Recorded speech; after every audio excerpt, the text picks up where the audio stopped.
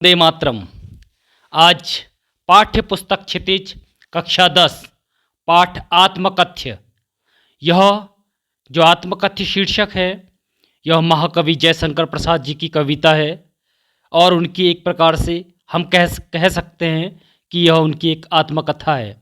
आइए सर्वप्रथम इसका सस्वर वाचन करेंगे और तत्पश्चात इसका सरल और बोधगम्य रूप में व्याख्यान को समझेंगे।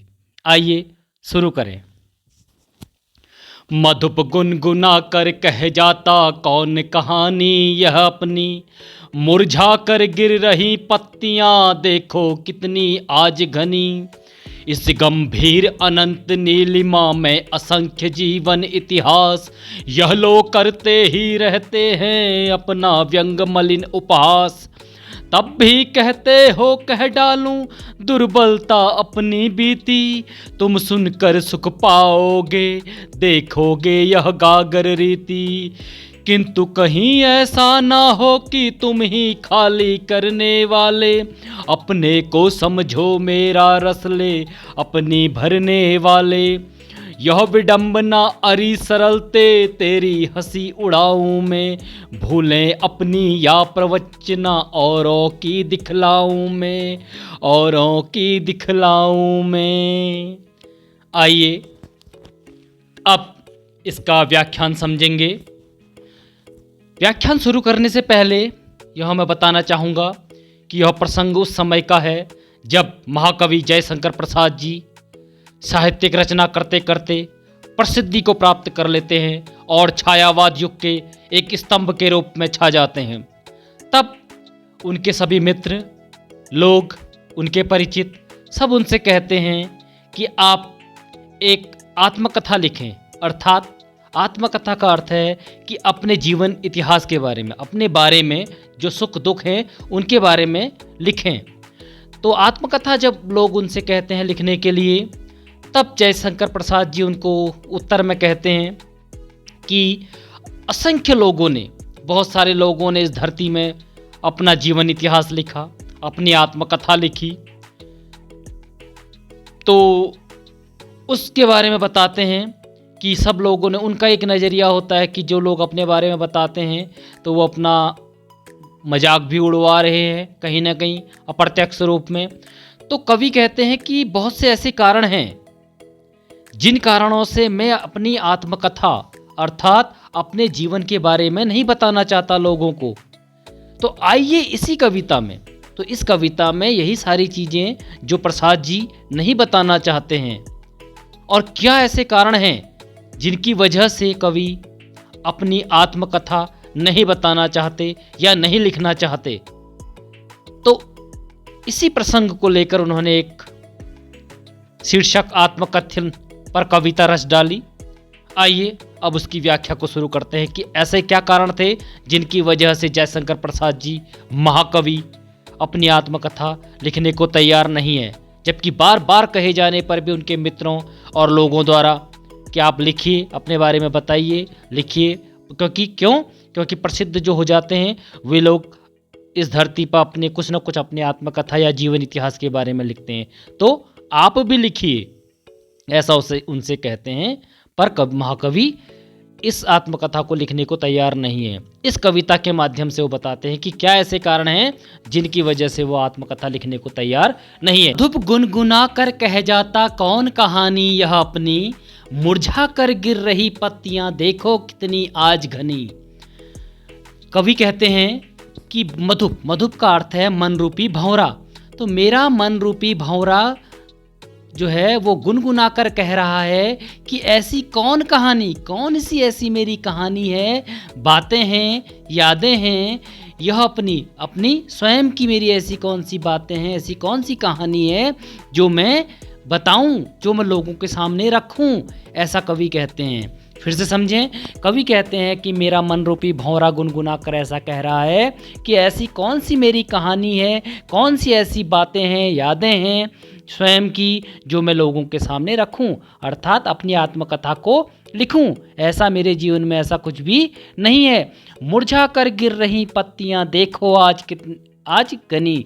फिर कवि कहते हैं कि जो मेरा जीवन है वह एक मुरझाए हुए पेड़ के समान है। जिस प्रकार से जो मुरझाया हुआ पेड़ है होता है, जिसकी पत्तियां झड़ चुकी होती हैं, पतझड़ देख चुका होता है, उसी प्रकार से मेरा जीवन भी वर्तमान में ऐसा है। इस प्रकार से कवि कहते हैं कि मुरझा कर गिर रही पत्तियां देखो कितनी आज घनी, कि जो एक समय में जो मेरा जो एक पेड़ के समान जीवन था, एक घनघोर पेड़ जिसमें क्या है, जो पेड़ पत्तियों से लदा हुआ है, शाखाओं से लदा हुआ है, और वो आज क्या है, मुरझाकर उसकी पत्तियां गिर चुकी हैं, अर्थात पतझड़ हो चुका है।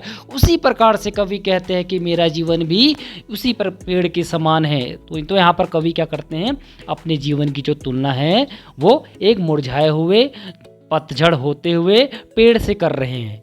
आइए आगे पढ़ें और ध्यान दें कि दो दो पंक्तियों का हम अर्थ व्याख्या लेते हुए चलेंगे। इस गंभीर अनंत नीलिमा में असंख्य जीवन इतिहास, यह लोग करते ही रहते हैं अपना व्यंग मलिन उपहास। फिर कवि कहते हैं कि इस गंभीर, इस गहरे अनंत नीलिमा में, जिसकी कोई सीमा नहीं है, उस नीले आकाश में, नीलिमा का अर्थ है नीले आकाश में असंख्य, बहुत से लोगों ने, जिनकी कोई संख्या नहीं है, अनगिनत लोगों ने अपने जीवन इतिहास को लिखा है, अर्थात अपनी आत्मकथा को लिखा है, अपने जीवन के बारे में लिखा है। उन लोगों ने जिन्होंने क्या है, जो असंख्य हैं, बहुत सारे लोग हैं, और उन्होंने इस अनंत नीले आकाश के नीचे अपनी आत्मकथा को लिखा है। अब ध्यान देना है कि उस अनंत नीले आकाश के नीचे क्या है, धरती है। हम सभी जानते हैं हमारे ऊपर से क्या देखा जाए तो नीला आकाश है। तो कवि यही कहना चाहता है कि इस धरती पर असंख्य लोगों ने अपना जीवन इतिहास लिखा, अपने जीवन के बारे में लिखा, अर्थात बहुत सी अपने लोगों ने अपनी आत्मकथाएं लिखी हैं। यह लोग करते ही रहते हैं अपना व्यंग मलिन उपहास। फिर कवि कहता है कि यह लो का अर्थ है लोग। तो यह लोग जो है, ये लोग जिन्होंने अपने जीवन इतिहास लिखा है, ये लोग अपना क्या करते हैं, व्यंग मलिन उपहास। व्यंग का अर्थ है कि मजाक उड़वाना, मलिन का अर्थ है मैला, गंदा, और उपहास का अर्थ है हंसी। तो इन लोगों ने क्या किया है, अपना मैला हंसी उड़ाई है, अपना मैला मजाक उड़वाया है। जिन्होंने क्या किया है, अपना जीवन इतिहास लिखा है, अपनी आत्मकथा को लिखा है। क्यों? कि ये सिर्फ नज़रिया है महाकवि का, कवि का ऐसा नज़रिया है कि जिन लोगों ने भी ये अपना जीवन इतिहास लिखा, अपनी आत्मकथा को लिखा है, वे लोग अपना मजाक उड़वा रहे हैं।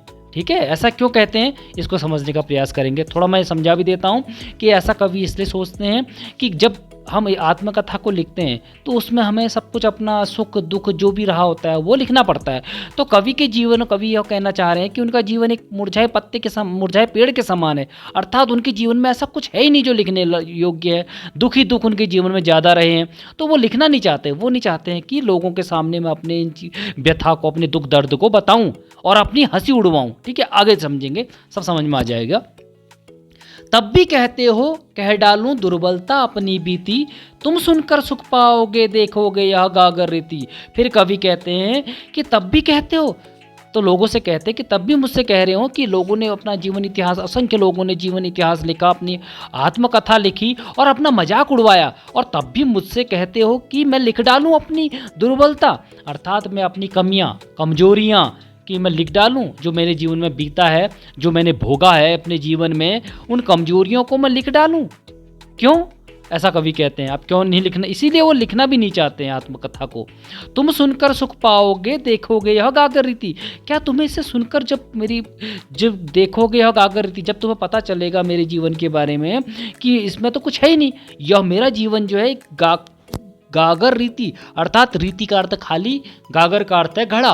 तो जो मेरा जीवन है वो एक खाली घड़े के समान है। जब तुम्हें यह पता चलेगा कि मेरा जीवन एक खाली घड़े के समान है, तो क्या तुम सुनकर इसको सुख पाओगे?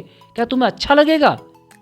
क्या तुम्हें मजा आएगा? इस प्रकार से कवि व्यंग करते हैं। कवि कहते हैं लोगों से, यही कारण है कि मैं अपनी आत्मकथा नहीं लिखना चाहता। कवि इसीलिए ये कारण होते हैं उनके पास कि वो अपनी आत्मकथा को नहीं लिखना चाहते हैं, क्योंकि उनको ऐसा जान प्रतीत होता है कि उनका जीवन क्या है, खाली घड़े के समान है। तो जब कुछ है ही नहीं जीवन में लिखने के लिए तो क्यों लिखें? ऐसा कवि को जान पड़ता है, ऐसा उनको महसूस होता है।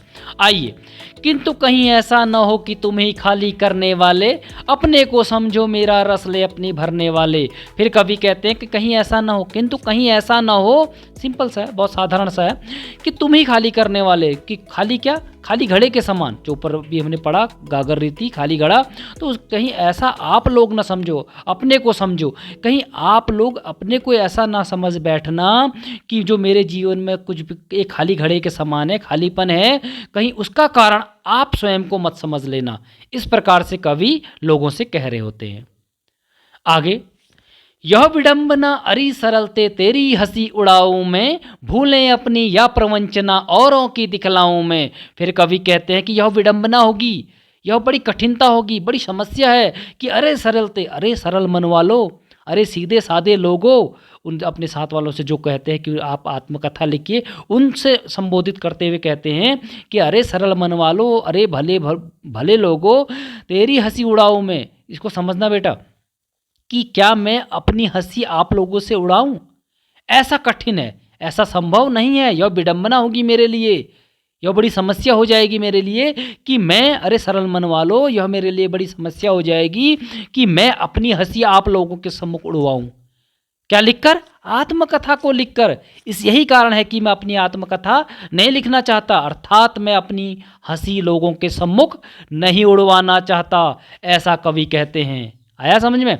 आगे, भूलें अपनी या प्रवंचना औरों की दिखलाऊं मैं। फिर कवि कहते हैं कि मेरे जीवन में क्या है, मैं क्यों नहीं लिखना चाहता आत्मकथा, क्योंकि मेरे जीवन में भूलें हैं, मैंने बहुत सारी गलतियां करी हैं, और या प्रवंचना और धोखे, प्रवंचना का अर्थ है धोखा, मैंने जीवन में क्या किया, मैंने बहुत से धोखे खाए हैं, मैंने बहुत सारी गलतियां करी हैं। ठीक है, तो ये मैं अपनी आत्मकथा को लिखकर दिखलाना नहीं चाहता, क्योंकि यही सब कुछ मेरे जीवन में रहा है। कवि को ऐसा महसूस होता है, ऐसा उनको जान पड़ता है कि उनके जीवन में उन्होंने बहुत सी गलतियां करी हैं, उन्होंने बहुत से धोखे खाए हैं। ठीक है, तो कहते कि अरे सरल मन वालों, अरे सीधे साधे मेरे मित्रों लोगों, कि मैं अपनी हंसी आप लोगों के सम्मुख नहीं उड़ाना चाहता, और यह कठिन हो जाएगा, यह विडंबना है कि मैं अपनी आत्मकथा लिखूं।